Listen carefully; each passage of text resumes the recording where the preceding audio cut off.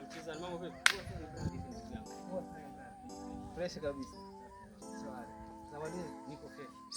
Mwanangu, bro vipi? Poa sana. Mzee niko na form fulani nilikuwa nataka tuongee kuhusu mwana fulani bwana. Da gani hiyo mwanangu? Mzee kuna rafiki yangu mwingine bwana tulikuwa tuongea issue fulani. Nilikuwa namwambia twende kwa mganga. Nimsaidie kuhusu mwana fulani. Unajua mahali penyewe nilikuwa ni geto kali mbaya sana. Yaani ukiangalia kuna fence.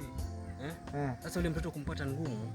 Sasa ulikuwa utakaje kusaidiaje? Yaani yeye tulikuwa tunataka tumpatie ushauri. Maana yake mimi nikijaribu kumpatia ushauri, hakubali, hataki. Basi fresh mambo madogo ndugu yangu. Yuko wapi? Huyu jamaa.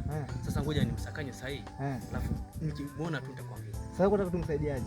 Nataka tumsaidie, tumshauri kwa sababu hiyo sasa katika ule ushauri ambao tunataka kumshauri kwamba mimi nimemshauri mara nyingi sana kumwambia twende kwa mganga. Lakini sasa mimi kitu nilikuwa naona kwa sababu wewe uko karibu naye. Tumjaribu kumwambia kama ile kama tatu kwa haraka. Lakini mtoto kutoka katika hali hiyo ya utajiri. Na kulingana na hali nilivyomwona Dayo, anaweza jinyonga ule kijana. Basi simpoteza ndugu yetu basi. Fanya bidii, hata mimi mwenyewe na mtaalamu mwingine namjua.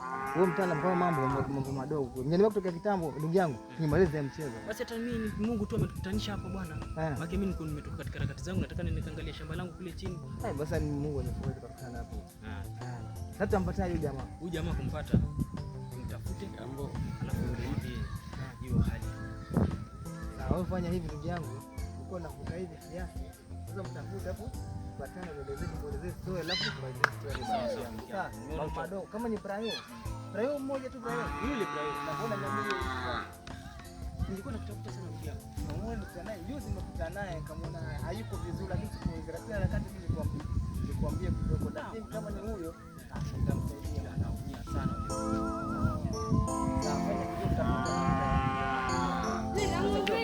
Wacha tuonane. Hapo. Sawa. Au